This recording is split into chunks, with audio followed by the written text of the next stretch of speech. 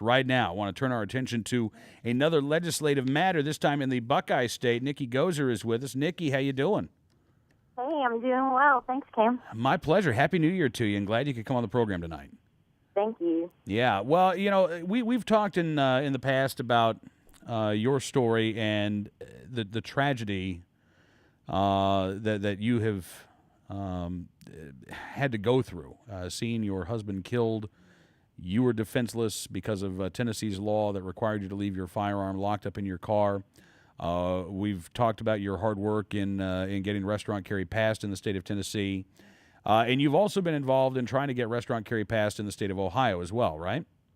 Yes, that's correct. I've gone and testified twice. I went and testified before the House committee and came back and testified before the Senate.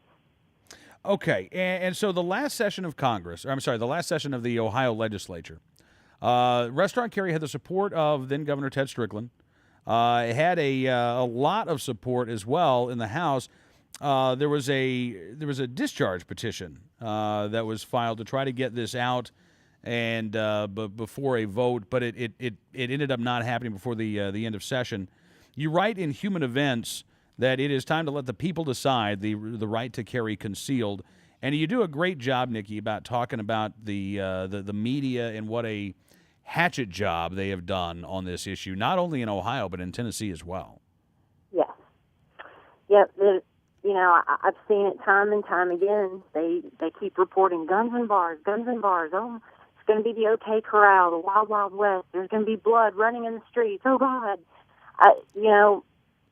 We had the same kind of issues here in Tennessee, but also in Tennessee we had the same issue with just right to carry, period, back in 1996. I think I told you once that the media reported people would be shooting each other over bread in the supermarket, and the same thing holds true for restaurant carry. They just run with it, and it's fear tactics. Sure.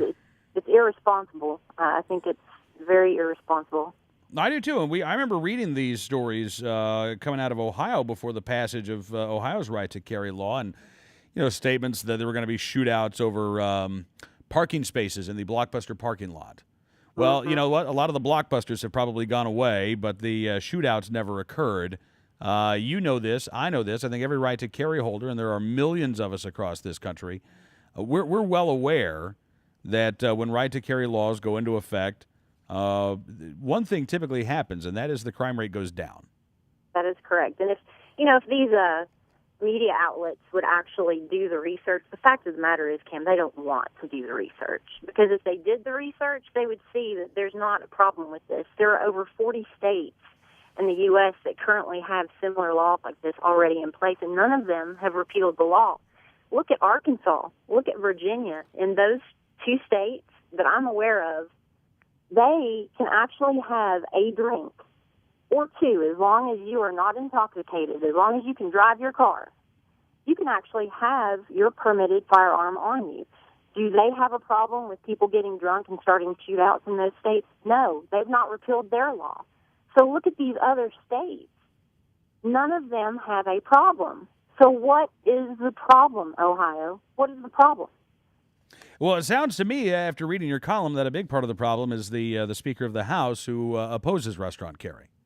Yeah, well, our problem this session was Speaker Armand Bush, and, this one man has basically decided the rights for all Ohioans, and it's very clear by the amount of votes, the amount of signatures that were on that discharge petition. All we needed were 50 signatures, and we got them. Representative Bubb got those signatures, and I am completely convinced it would have passed. But this one man, the Speaker of the House, abused his position.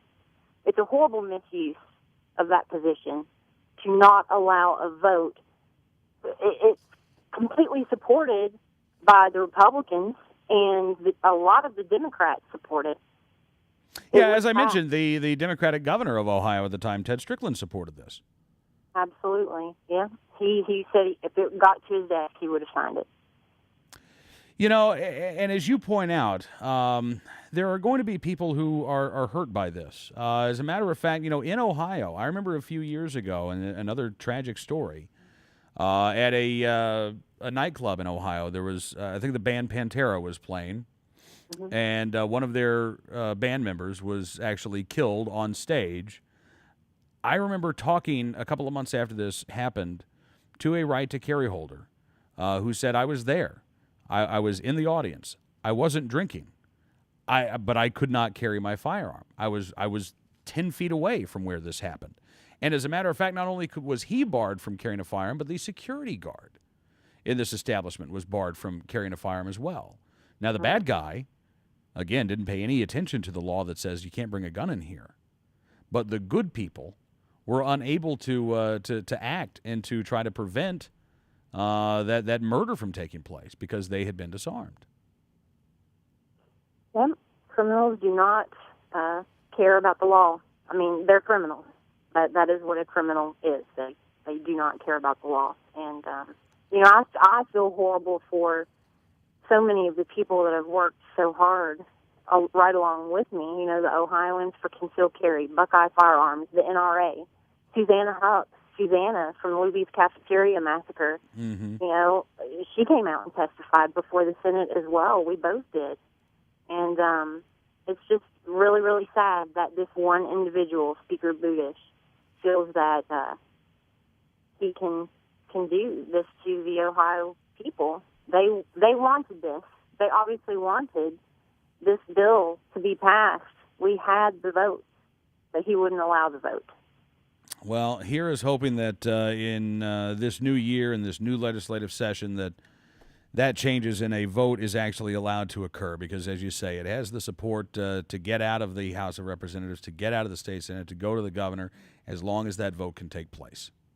From what I understand, the House, the Senate, and the governor, they have a pro-gun legislature now in Ohio, and Budish will no longer be Speaker. And from what I understand, the new Speaker is very pro-gun, so I do see this passing in 2011. Well, I hope that you are right, Nikki. And again, I really appreciate all of your work and your effort in advancing the cause of liberty. It is a real pleasure and an honor to speak with you every chance we get to have you on the program. So thank you so much for your time tonight. Thank you, guys. I appreciate you. We'll talk to you again very soon. Okay. Thanks, Cam.